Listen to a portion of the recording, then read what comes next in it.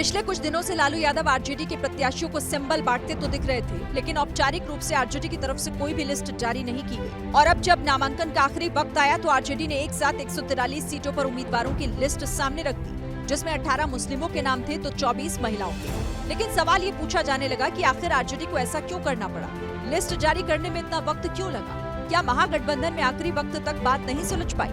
क्योंकि जब से आरजेडी और कांग्रेस के बीच सीट बंटवारे को लेकर पेच शुरू हुआ, तब से ही दोनों दलों के बीच दूरियां नजर आने लगी। ना तो राहुल और तेजस्वी की कोई मुलाकात हुई, ना ही फोन पर बात। दोनों ही दल अपनी जिद पर अड़े रहे और महागठबंधन देश भर में सीट बंटवारे को लेकर बदनाम होता रहा। महागठबंधन के अंदर सिर फुटौल हो रहा है और राजद, राष्ट्रीय जनता दल, कांग्रेस, वीआईपी, झारखंड मुक्ति मोर्चा और जितने भी महागठबंधन के दल हैं, आज एक दूसरे के आरोप प्रत्यारोप में अपना समय बिता रहे हैं। जनता देख रही है, मतदाता देख रही है कि जो महागठबंधन सीट का बंटवारा नहीं कर सकती है, वो बिहार को नहीं चला सकती। उधर महागठबंधन मजबूती का दावा तो कर रही है, लेकिन इस सवाल का जवाब कोई नहीं दे रहा कि आखिर ऐसी स्थिति पैदा क्यों हुई।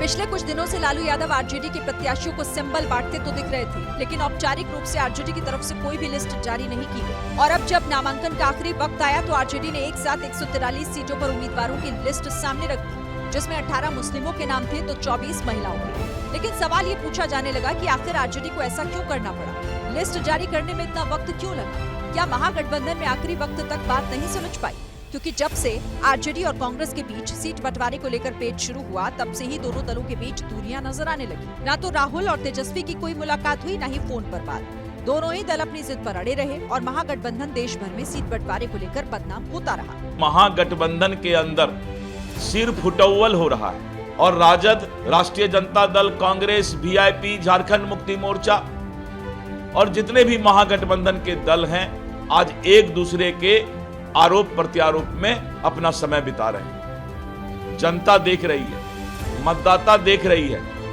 कि जो महागठबंधन सीट का बंटवारा नहीं कर सकती है, वो बिहार को नहीं चला सकती। उधर महागठबंधन मजबूती का दावा तो कर रही है, लेकिन इस सवाल का जवाब कोई नहीं दे रहा कि आखिर ऐसी स्थिति पैदा क्यों हुई।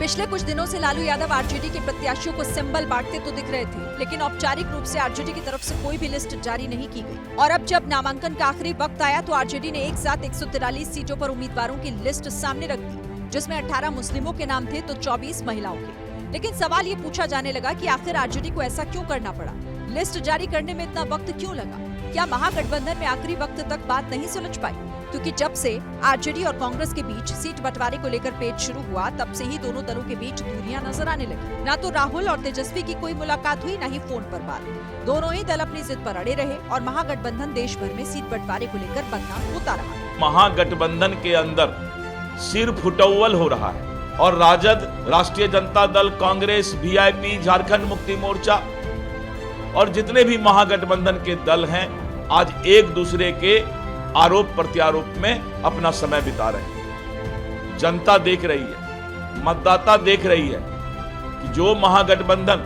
सीट का बंटवारा नहीं कर सकती है, वो बिहार को नहीं चला सकती। उधर महागठबंधन मजबूती का दावा तो कर रही है, लेकिन इस सवाल का जवाब कोई नहीं दे रहा कि आखिर ऐसी स्थिति पैदा क्यों हुई।